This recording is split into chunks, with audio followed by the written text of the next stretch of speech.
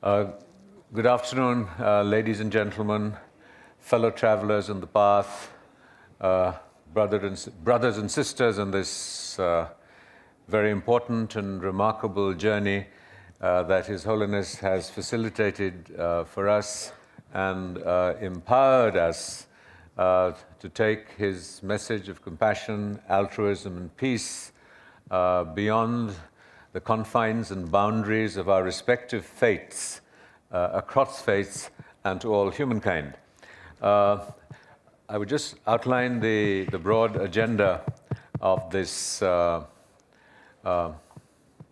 afternoon session, and that was really that we were very keen in the organizing of this event that every single delegate who attends this conference is able to have his or her voice heard and included in the deliberations.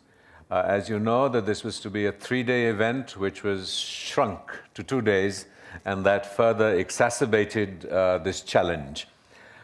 We have also confronted simultaneously another challenge, and that was in this very short time to try and evolve a document that represented the consensus and the agreement between all the voices here. Ordinarily, this goes through a number of processes and a number of stages of engaging with the participants, incorporating their suggestions and ideas, and then going back to them. Again, as I mentioned, we only started yesterday morning, and the last session concluded barely 45 minutes ago. So the draft document that we have evolved has followed a methodology, and I just wanted to share that with you so that you know the context in which this will be presented. And so the meeting was broken up, of course, into the plenary sessions, and it also had 4 groups, and each group met twice, sort of numbers of 25, and we took very good care to see that every single voice was given a space. And we had 4 rapporteurs with whom I am sharing this stage who made detailed notes of what happened. And the declaration which will follow their presentations brings together what all the articulations were.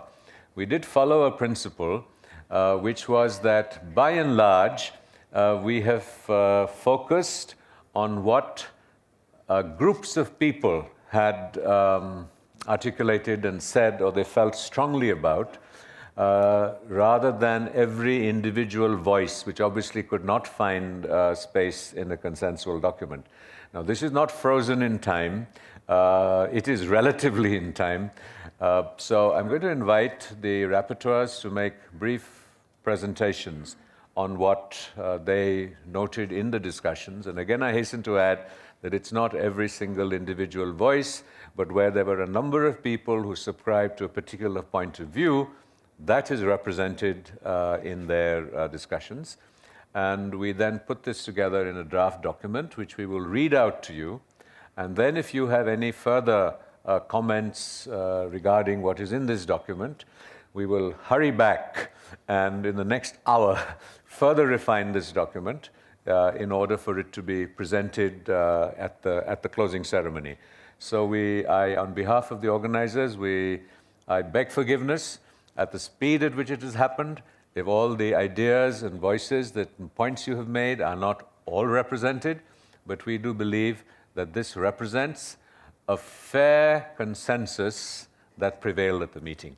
Now, if I could ask Professor Meenakshi Thapan, who's a professor at Delhi University, who documented Group A, and the 2 sessions that Group A, to give us a brief summary of what the key points were that emerged.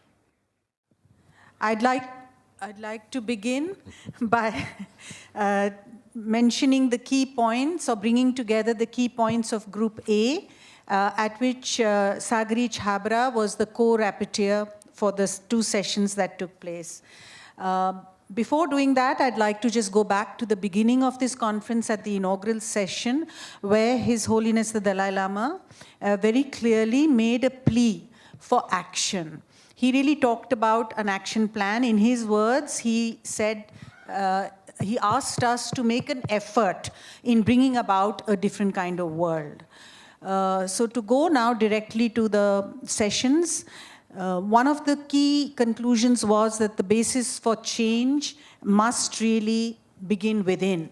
It is not so dependent on external political realities, but it is an individual, personal, and simultaneously a deeply socially imbricated process.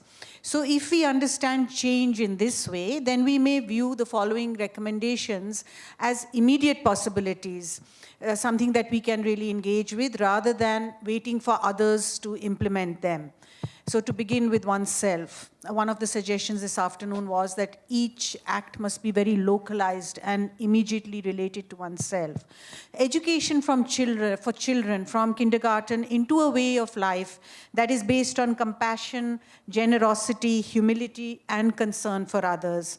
This in itself will generate the spirit of nonviolence and mutual understanding. The inculcation of values in education is not an easy task. And we need to ensure that these values are not bound or fixed to any particular religion. As Gopal Gandhi said yesterday, we need to rescue values, ethics, civility from religion per se. So the purpose of education at the same time, while inculcating these values, must also be to reflect the multi-ethnic and the multi-religious country that India is. The difficulties of doing this have also been pointed out in the session, the difficulties of fighting not just one another's points of view as to what constitutes moral education or values, but also the politicians and ideologues who may not always be present to the importance of the implementation of value education in educational institutions, or may excessively emphasize a particular religion over others. I think we need to be cautious on both sides. Religious organizations who are present here must also encourage and facilitate a more active role for women in the development of this education, which must prevail not only in the institution of the school, but in non-institutional pedagogic settings such as the family, the community, where women play a significant role. Religious leaders in this context, this was something that came up this afternoon, religious leaders also need to re-examine their scriptural texts to see whether the position of women is based on metaphysical statements or on custom. This was a point also raised by His Holiness yesterday in session A. So therefore, in this sense, at another level, interpretation of our scriptures is therefore extremely important so that we can deal with the difficulties and contradictions within it to understand whether this is really a scriptural recommendation or a customary practice, and in that sense about culture and not really about religion per se. There must also be a multi-faith-based organized body of all religions for the resolution of violence in conflict zones. There must be mechanisms from this body that are focused on the dissolution of conflict based on spiritual traditions and heritage. The leaders of 9 religions should formulate an action plan for this purpose. Similarly, a common code of conduct and an action plan drawn from diverse spiritual traditions can be circulated widely in all communities and followed together. For example, the role of education or of the extended family, of women, caring for the neighborhood, irrespective of faith, circulation of wealth, etc. These can be some of the common elements of this code. And this needs to, however, be worked out by all 9 faiths together. There is obviously likely to be a problem in the implementation of these different suggestions. And one of the key recommendations made this afternoon at our session was that if these 9 faiths together form a body and speak to the government of India, find a common platform through which we could implement many of the suggestions. Example, education is unlikely to be implemented just in by these 9 religions on their own. It has to be linked with government agencies in that sense. Above all, another recommendation that was made this afternoon was that a private meeting or many private meetings of individuals representing the 9 faiths through dialogue is more important than public meetings, where all of us are very open to one another, very friendly, and very much relate to one another in a very positive sense. Perhaps this could also be continued at a private level. And here, therefore, the suggestion is that we have smaller meetings for regular interaction, which results in a kind of continued dialogue across religions for genuine understanding and listening to each other. This would further help in the implementation of ideas and suggestions which are made at large fora such as these, but may be difficult to implement unless we continue to meet at smaller meetings in an informal and formal manner in the future. Thank you. I call upon Dr.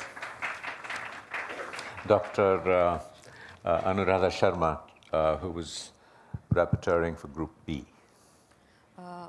These are some of the points, key points that emerged out of our observation of discussions that were held with Group B. Me and my friend Kaveri Gill have selected these to be, found these to be very significant. मैं हिंदी में भी बोलने की साथ में प्रयास कर रही हूँ ताकि जिन लोगों के भाषा की समस्या है उनको कुछ इसमें आराम रहे. ये ग्रुप बी के दौरान के संवादों के दौरान के महत्वपूर्ण पॉइंट्स निकल कर जो आए हैं वो मेरी फ्रेंड कावेरी गिल और मेरे द्वारा हमने इन्हें महत्वपूर्ण माना है और इनको आपके सामने प्रस्तुत करने की ये चेष्टा है. तो जो पहला सबसे महत्वपूर्ण जो हम लोगों को दोनों को ही बहुत महत्वपूर्ण लगा जो इस डिस्कशन में उभर कर आया वो था सबसे पहले अपने स्व पर ध्यान केंद्रित करने की आवश्यकता है कि हम स्वयं किस हद तक इन नियमों कायदों को वास्तविक जीवन में उतार रहे हैं. So we need to begin with ourselves before we actually get into larger discourses of what are values and what is ethics and what is morality. दूसरा कि एक वास्तविक संवाद की आवश्यकता है. 2 पॉइंट्स यहाँ पे इम्पॉर्टेंट है. वास्तविक अर्थात आपस में एक्चुअली मिलना जुलना और दूसरा एक संवाद अपने आप से और फिर एक संवाद औरों से. So we need to get into a real interaction with ourselves first of all and then with the others. Here by real we mean actually not, being true to ourselves and being actually self-introspective. दूसरा point जो मुख्य रूप से उभर कर आया है वो ये है कि धार्मिक रीति रिवाजों और प्रथाओं का कुछ पुनःअवलोकन हमेशा अच्छे स्वास्थ्य समाज के अच्छे स्वास्थ्य के लिए बेहतर रहता है. तो उसमें कोई बुराई नहीं है और जानकारों को इसका चिंतन करके इसका पुनः स्थापन इनके यदि आवश्यकता है तो उसकी तरफ जाना चाहिए. We need to reassess and again reinstall religious rituals in the light of present day social circumstances and demands. और एक और इम्पॉर्टेंट पॉइंट निकल कर आया कि धर्म यदि मानवीयता से परे हुआ दिखे तो उसकी धार्मिकता को आप लुप्त समझने की समझ सकते हैं कि उसकी धार्मिकता लगभग लुप्त हो चुकी है. So this should be taken as an alarming sign. If religion does not make us human we should become alert because that's a sign that is actually losing its religiosity. अगला है धर्मों के अंतःसंवादों का कम होना एक दुखद बात है. We used to have a tradition of interreligious dialogue which is gradually becoming less frequent, which is a loss to all of us and we should be alert to this. इसके बाद एक बात और महत्वपूर्ण निकल कर आई that वास्तविक धरातल पर क्रियान्वयन करने की भी बहुत आवश्यकता है. विचार और दर्शन के संवादों के साथ साथ इसका क्रियान्वयन करना बहुत ज़्यादा आवश्यक है, नहीं तो ये केवल शब्द रह जाएंगे.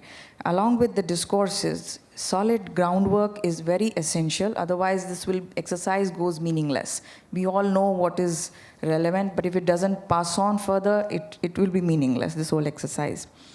And then we must learn to celebrate the differences, like not tolerate the differences, but celebrate the differences. That's something we need to tell ourselves once again. हमें अपनी विविधताओं की खूबियों की चर्चा करनी सीखनी पड़ेगी, क्योंकि विविधताओं को केवल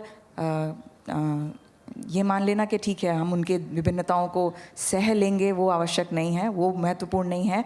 हमें उनके एक्चुअली विविधताओं से सीखने की आवश्यकता है, दूसरों की विभिन्नताओं को महत्व देने की आवश्यकता है. और अंत में एक बात ये कहना चाहूँगी इसके दौरान जो निकली बात कि हमें सकारात्मक उपलब्धियों का उतना ही प्रचार प्रसार करने की आवश्यकता है. यानी जिन लोगों ने इसमें सकारात्मक कार्य किया है और वे सफल हुए हैं, उन्हें अपने विचारों को और प्रसारित करने की आवश्यकता है, ताकि ऐसा ना लगे कि दुनिया केवल नीचे की तरफ ही जा रही है, क्योंकि महत्वपूर्ण कार्य चल रहे हैं और उनका प्रचार प्रसार आवश्यक है, जिसमें मीडिया का बहुत महत्वपूर्ण रोल है. So we need to share the positive as well, because there is positive happening, because there are people who are actually relentlessly working towards the upliftment and towards harmony, and they are successful also. We need to have their voices to be heard as much strongly as we hear the voices of chaos. That's all. Thanks. Thank you very much. Padmalini Rao on Group C. It is an honor to present the proceedings of Group C for both the sessions, in which my co-rapporteur was Sri Rajiv Vora. The key point was that social welfare must enter the dharmic sphere. Religious leaders, men and women of the cloth, are powerful influences in the lives of individuals, society, as well as governing bodies. Their ability to inspire from individual to samaj is undisputed. Religious leaders must be socially and morally aware of this power in their hands and work every minute to lead by example. Leaders must present positive, socially responsible images of faith in unified action, and this will best counter the negative images of violence and communal religious discord in the media and communities. They must unite and immediately counter discord by their presence, word, and action every moment. Leaders may reflect upon the spiritual texts and relate them to current social issues of environment, women's empowerment, and harmony when engaging in daily religious discourse. They must make the narratives of each religion current and relevant. Leaders may continue the work of this conference and use their national, international presence to together present plans of action to the government for education, environment, women's safety, and empowerment, and other burning socially relevant issues. Religious leaders may strengthen the family unit and ethics within the family by encouraging family retreats and activities, so the fragmentation of the three influences on youth, family, education, and religion, are unified under one umbrella. Religious leaders are guides to families and communities and can take an active part in incorporating social directives such as charity, environmental awareness, respect for women and each individual into the respective commandments of every faith. In conclusion, both sessions emphasize the important, delicate, and unsubstitutable role of religious leaders to use their wisdom to overcome short-sightedness, greed, excess, waste, and prejudice of all kinds in society. Thank you. Dr. Maya Joshi. Thank you.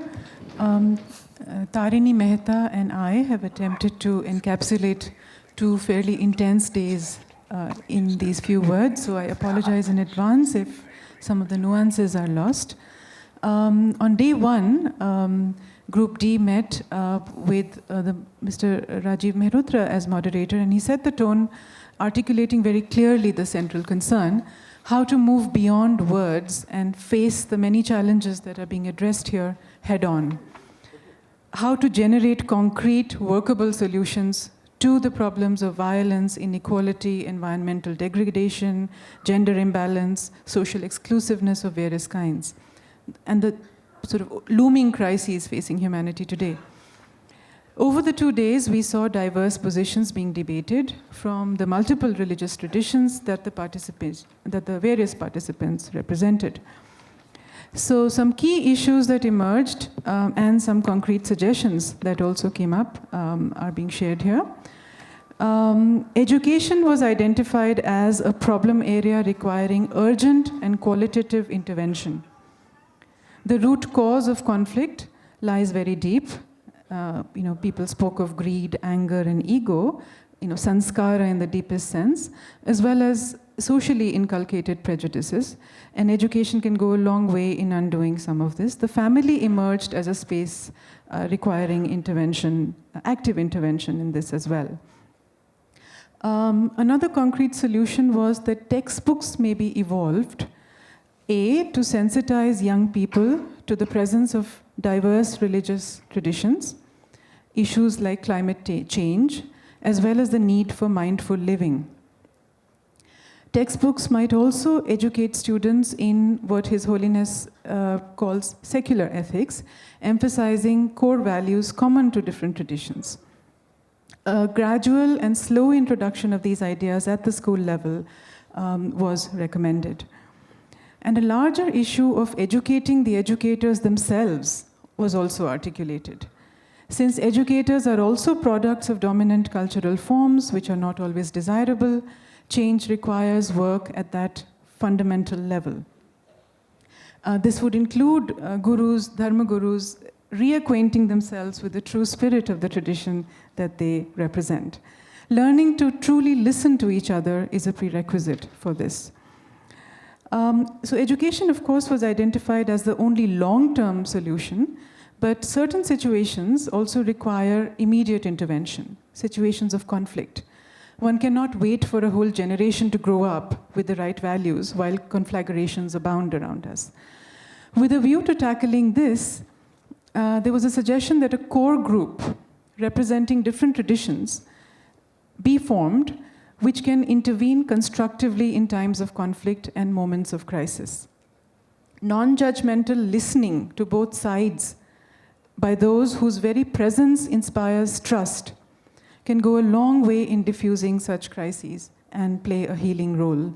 The example of Gandhiji at Noakhali was invoked in that context. On the issue of socioeconomic equity and women's empowerment, it was felt that an honest and often self-critical perspective on one's own beliefs and practices is required. Religious heads can play a great role here by setting an example of creative and fresh thinking about traditional rituals and practices which have lost validity in today's context. This requires imagination, empathy, and courage. A discriminating perspective on tradition was therefore one of the recommendations. Environmentally speaking, taking responsibility for our unsustainable modern lifestyles, including the hubristic belief that nature belongs to us rather than the other way around, needs to be addressed and corrected. Recognizing the fact of interdependence will go a long way in averting imminent disaster. So these were the core issues that emerged. I could go on, but I think we have a time limit, so I'll stop. Thank you. Thank you, Dr. Joshi. I'm going to now request Dr. Siddiqui Wahid to read out the draft declaration, and he's been one of the key people working with a working group to give it shape. His Holiness, the 14th Dalai Lama of Tibet, may we be worthy, Your Holiness, of the shade of your compassion that has assembled us all over the last 2 days. Revered gurus, rinpoches, sheikhs, masters, both known and unknown, gathered here today. Geshes, acharyas, ulama, professors, ladies, gentlemen, and fellow seekers. I've been assigned the privilege of reading out to you the Delhi declaration of this meeting of diverse spiritual traditions in India, which a drafting committee has collectively prepared under the gentle and wise guidance of His Eminence, Venerable Samdang Rinpoche. Before reading it, I want to briefly set out the backdrop of the context, objectives, and intent of the document I'm about to read to you. To explain its context, I ask you to consider the snowflake with which we of the Tibetan cultural world, from Baltistan in the west to Kham in the east, from Amdo in the north to the southern slopes of the Himalaya in the south, are so familiar. On the one hand, a snowflake is so very simple: white, roundish, soft, with an ability to disappear instantly. We, the Declaration Drafting Committee, have tried to make the statement simple. On the other hand, the snowflake, when looked at through a microscope, is an unimaginably complex creation of nature, a combination of literally millions of very precise geometrically shaped crystals assembled together as only nature can. The statement I'm about to read out to you also tries to fit in some of the complexity of our deliberations over the last day and a half. The objective of the drafting committee has been, number one, to try to be as inclusive as possible of the ideas that have been placed on the table during our varied discussions. Two, avoid sermonizing or being pedantic. And three, not encroach on the diversities that decorate and enrich each of the 9 spiritual traditions represented in this room. The intent of the drafting committee has been to stay true to the inimitable inspiration of His Holiness's vision for an improved world, a guidance that is at the same time focused without being rigid and realistic without being cynical. In other words, it's a broad-based statement with room for further debate and deployment of divine cunning, if I may use that term, or upaya, in the most profound understanding of that word. In the end, you will notice that the Delhi Declaration is a document of hope against the realistic backdrop of the truly troubled world that we live in today. Hope may not be a strategy, but it is a faith that is most beautifully encased in a maxim from my mother tongue in Ladakhi. We say in Ladakhi, Korchak misos. In other words, the cup broke and mentored the man and woman. The cup of our planet Earth is broken in many places. Our prayer is that it mentor us all. I quote now the Delhi Declaration of the Meeting of India's Diverse Spiritual Traditions. We, the participants of the meeting of the diverse spiritual traditions in India, held in New Delhi on September 20th and 21st, 2014, at the initiative of His Holiness the Dalai Lama, recognize India's ancient civilizational heritage, celebrating the diversity of spiritual and religious traditions that enrich each other through dialogue, while still retaining their own individual characteristics and practices. We also recognize that the values of altruism, self-discipline, and compassion are common to all faiths, and that they are the bedrock of the shared future of our diverse local communities, our cherished Bharat, and an interdependent world. We acknowledge that our own happiness and progress is dependent on that of others, that we are born and grow up with different mental dispositions because of the diversity of our social and cultural environments, which influence our spiritual and religious journeys that seek to reduce suffering and attain happiness.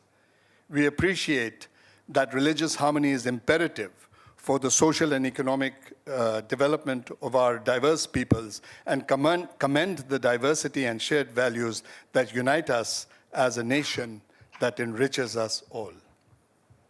It is against this backdrop that we, together, declare this day that we recognize and promote the right of each individual to practice his or her own tradition without intruding on the rights of others. Expand our shared spaces and heritage of our traditions while respecting differences. Foster interreligious dialogue and informed exchange of ideas and interaction. Strive to ensure that religion is not abused or exploited to create conflict and disharmony, in particular for political or other ulterior motives. Promote social and economic equity, especially by educating and empowering the poor, the disadvantaged, and the disenfranchised, regardless of caste, creed, gender, or religion. Work for the empowerment of women and the cessation of discrimination against them, in particular on religious grounds. Promote shared ethical and moral values that go beyond any one religion, in particular in our education system, so that we may reach out to positively influence future generations. Strive to work within our respective communities to reassess our practices and rituals so that they are more responsive and relevant to evolving social realities and individual aspirations while remaining true to their essence and origins. Unite with people of all religions, including those who follow none, to work together to address the many issues and challenges that confront humankind and our interdependent futures. Come together to meet the challenges of natural disasters, from climate change to conservation to our common reserves of water and energy and the eradication of diseases. Agree to strongly disapprove of and oppose violence in any form, especially when it is used in the name of any religion. Pledge to nurture universal human rights and the protection of personal freedoms, to work together to harmonize our collective wisdom into a unified voice, to prevent interfaith conflicts or avert their escalation. To commit ourselves to a spirit of universal responsibility drawn together by our shared humanity that fosters true sisterhood and brotherhood. Towards a beginning in the practical realization of the above objectives, this meeting of diverse spiritual traditions of India recommends the constitution of an action committee that includes a core group of elders, either invited or nominated from all faiths. The committee may thereafter be expanded from time to time according to its needs. The initial mandate of this action committee should include, but not necessarily be limited to, number one, convening periodic conferences of the meeting of India's diverse spiritual traditions contingent upon its collective ability to define and locate its administrative, human, and financial resources to pursue its aims and objectives. Number two, recommending preventative measures or remedial action in response to any unfortunate occurrence of conflicts within and between our communities, especially when it takes place in the name of religion. Number three, initiating research and study that will promote dialogue between India's diverse faiths and serve to acquaint and educate students, teachers, and the general public towards a deeper understanding of their own and other spiritual traditions. This will eliminate ignorance, which is a root cause of all sectarian conflicts.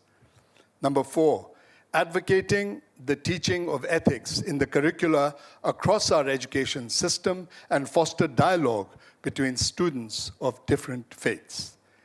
And finally, number five, working together to evolve a consensus on a code of secular ethics. The conference also took note of the recent natural calamities in many places in this country, especially the floods that devastated the state of Jammu and Kashmir. We express our deepest sadness and solidarity with them. We also pray for those who lost their lives and express sympathy for grief-stricken families and the large-scale destruction of properties in the valley. We appreciate the commendable efforts of all concerned working in the rescue and relief operations. Thank you.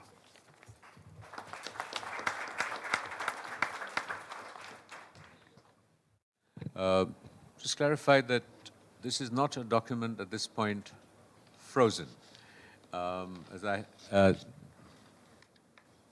One of the mics, yes, it's working. I should say that this is a fairly final draft, but at the same time, because it does, and we expect, we've taken sort of the middle path approach to seek to articulate the consensus of the conference.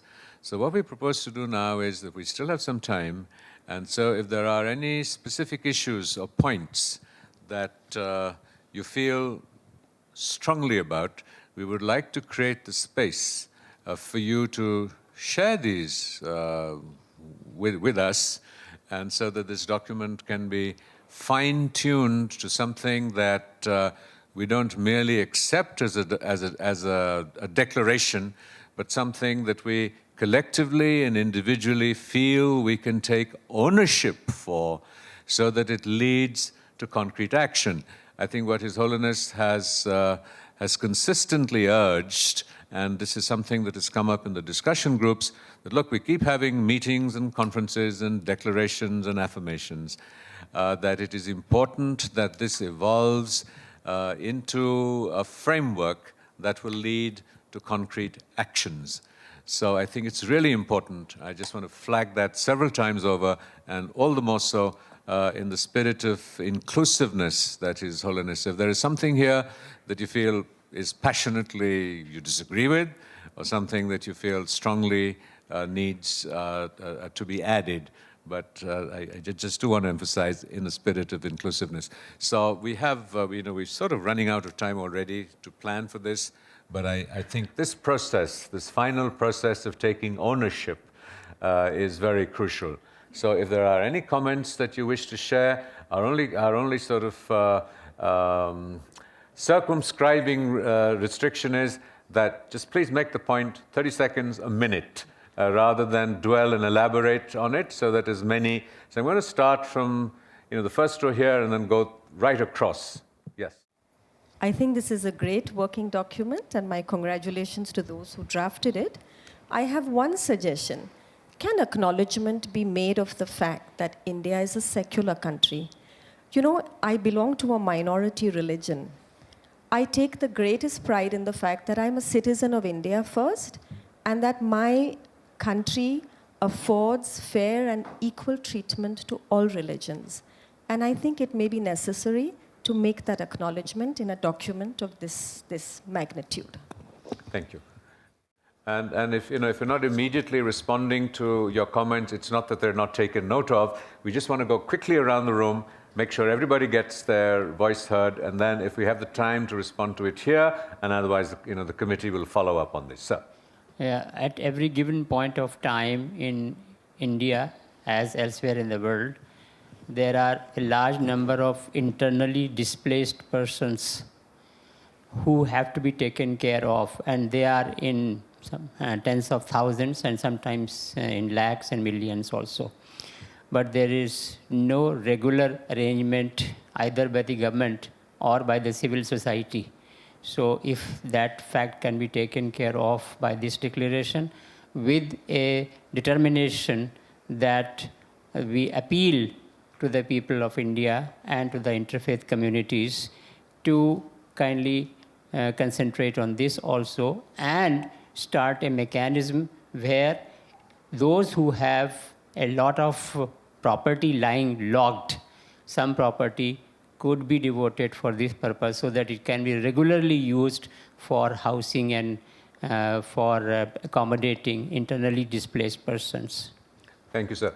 I think that we are at this point of the discourse, looking at issues. Each one of these issues is very important and very significant. The issue of secularism is, of course, an overarching one. But I think if we could just keep to the spirit of the declaration, looking at the larger vision, which of course grows from the individual. I mean, this is not to diminish the significance of what you said. I think it's very important, and particularly people who are displaced because of religious conflict. Sir. Sir, two very brief points. There is no mention of the first point of today's session, addressing the gap between the rich and poor. I think we have to take some mention of that. Some suggestions were made. So that does come in. Promote social and economic equity, especially by educating and empowering the poor, the disadvantaged, and the disenfranchised, regardless of caste, creed, gender, or religion. So I'm sorry, sometimes in reading it out, it gets missed. It's a very passive formulation. Anyway, point taken. Second point is that about the role and empowerment of women. I think just to say that the religious leaders will re-examine or something is again putting it very mildly. I think they should take a positive declaration and say, we will preach and practice equality of women. This is for your consideration of the House. Sir, it just does say work for the empowerment of women and the end of discrimination against them, in particular on religious grounds. But the point is taken. Father. I just have a small suggestion. I know that the application of this document is more universal and long-lasting, but the mention about solidarity with the people of Kashmir comes towards the end of the document. I would have preferred it that it came rather in the beginning. We express that and then move forward. Thank you. Fair enough. Okay, Mr. Merchant. Thank you very much. I want to congratulate all the friends who have worked hard to put together this document. Two suggestions. One is civil society is composed of the government institutions and also the United Nations organization. I wish to suggest that we should refer to that and harness the resources available. Government institutions like the National Integration Council, the National Foundation for Communal Harmony, the United Nations lead educational agency for that is UNESCO, with its document on education in the 21st century, and then the Interfaith Harmony Week. So these resources can also be somehow harnessed or tapped on to take our agenda forward. Thank you. Ambassador Saab. Thank you very much. My felicitations to the rapporteurs and also to the drafters of this declaration. One small point, if it could be considered for inclusion, is a subject that was discussed, that while there is individual responsibility of each and every one of us to promote peace, non-violence, harmony, etc., we do need a multi-pronged approach, in the sense that all actors, all players, all stakeholders, whether it is the government, whether it is civil society, whether it is academia, whether it is media, individuals, all need to come really on the same platform to take this forward. And I think if this could be reflected, I think this would be something useful. Thank you. Sir. I want to draw the attention of the drafters about two perceptual occurrences in course of these 2 years. One perceptual occurrence is that we feel that a process of self-churning has been initiated amongst all of us. This is a perceptual experience from within us. And the second is, I feel that the title of this conclave, A Meeting of Diverse Spiritual Traditions in India, has gotten transformed in course of these 2 days. It has become the confluence of spiritual traditions of India. The confluence of spiritual traditions of India, that's our perception now. And the subtitle, Promoting Human Values and Inter-Religious Harmony, our perception is that in course of these 2 days, it has become human values and religious harmony. Thank you. Thank you. Well, I just want to briefly echo that it is indeed true that not just during the 2 years, that I think particularly during the duration of this conference, for many of us who have been privileged to be here, it has catalyzed a very intense process of, how do I put it, self-churning. And I think that really is perhaps the greatest achievement from the conference, that we have begun in a very engaged kind of way, even when we have disagreed, to re-examine our assumptions and our smug assumptions which have governed our sort of futures and actions. Sir. Thank you, sir. Just I want to make 2 brief points. One is that we should mention or reiterate from all the religious groups gathered here of people of faith, that we should be kind, compassionate, and considerate to the people living with HIV/AIDS. And there should not be any discrimination, because discrimination leads to silence, and silence into denial. And that's very great problem for the human survival. And second point is that there should be a compulsory paper in university and senior secondary level of Indian religions and culture, and that we can have a model paper from Jamia Islamia, which is imparting as a compulsory paper to its undergraduate students for all these years. And that will give young generation an idea not about of their own religions, but the religions of the people with whom they have to live. Thank you. Thank you, sir. I just wanted to, point out that many of the individual ideas that have come, are coming up are because it's not possible. I mean, the document is fairly long, so such as your suggestion of looking at a paper in the examination system is already mandated in terms of looking at the education system, and then the committee and the groups that form will then begin to go into the details of this. So I think that if we could continue to look at the umbrella ideas, which will provide the agenda for the committee to develop specifics, and it will not just be a committee, then there'll be a further detailed consultation process. So what we're really trying to do here is to identify the umbrella areas of emphasis. So for example, HIV, there are many individual ones, but it may not be possible to list all of these. The gentleman in the blue shirt, sir, you had a... Yep. Yes, please. Adab, it's a great working declaration, and just wanted to have a concern about the form of growing extremism in the small cities and the villages of India. So since all the religious heads are here, spiritual leaders are here, so they should make an emphasis on disseminating these interreligious harmony and human values to the small cities and the villages where this problem of extremism that we feel, of course, it is growing. So with that, should be included in disseminating to the base and the ground level of the people also. I think that point is taken, that take it down to the grassroots and it doesn't just remain as an aspiration of the elite. Sir.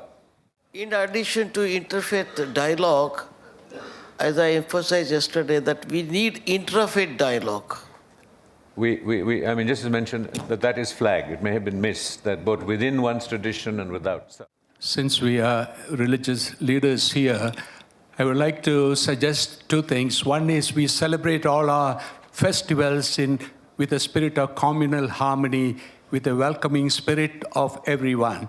Second thing is we celebrate these religious festivals in an environment-friendly way, without noise pollution or pollution of the rivers, pollution of the environment, waste management, etc. Thank you, sir. That we sort of broadly address in our shared common spaces and the celebration of diversity. But yes, down this line, nobody. This side. Okay, we have 40 minutes left for the next event, so you have 30 seconds, starting now. I congratulate all participants of this very important and historical conference. We are just showing path to our great India. And we are just walking on the middle path. That's what today's this conclusion that we have taken. We are really very grateful to Dalai Lama ji and all the participants of 9 religions who participated and contributed valuable thoughts and spiritual atmosphere. What points would you like added? And just how to reduce the poor and the gap of poor and rich people. So that is to work and find out the real solution. So that's, I think. Thank you, sir. John. Gratitude, of course, to His Holiness the Dalai Lama, who, by the way, had an excellent selfie with me, which has got a lot of likes on Facebook. Because not only without him, such a thing would not have been possible in India, but such a thing is not possible in many parts of the world. And we are grateful that we have been able to participate. May I endorse that call for citizenship as the basic thing from which the rest of the things flow.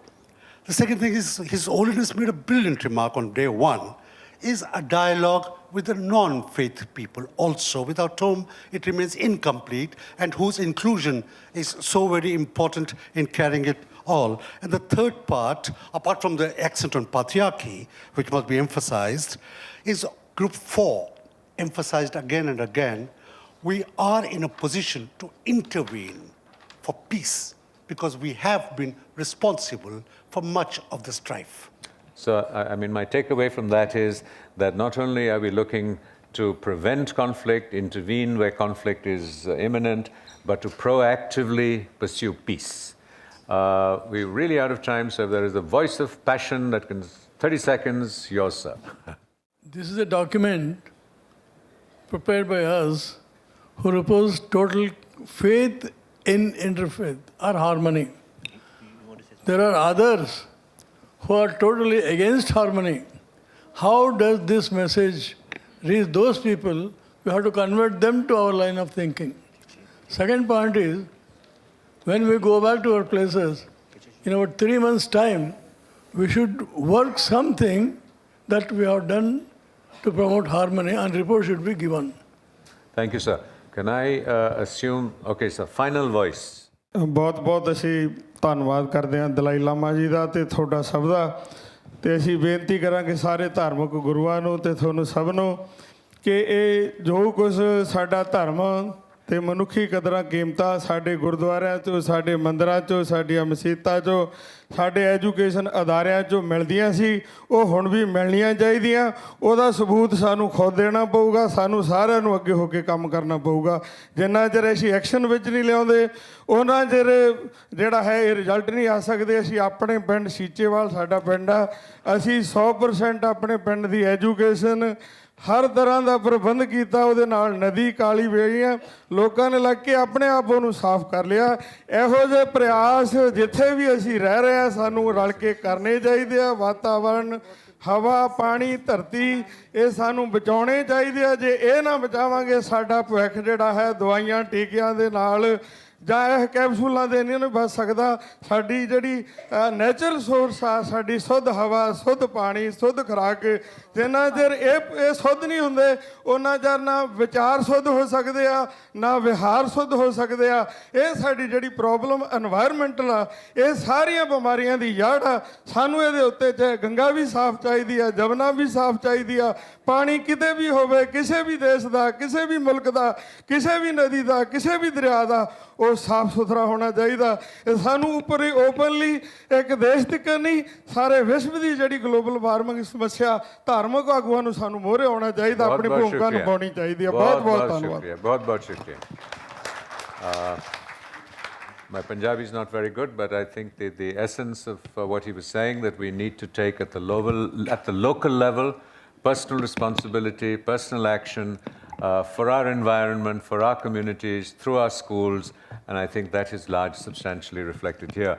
I am going to have no concluding comments because the clock is ticking for the drafting committee to try and incorporate as best we can many of the comments that you've made. Thank you very, very much for creating this wonderful inclusive space, and I think the conference organizers should be very happy and satisfied at the degree of consensus that has evolved. Thank you very much for your patience and time. We shall reassemble here, and forgive how fast I'm speaking, at 3:30 for the closing ceremony. Thank you very much.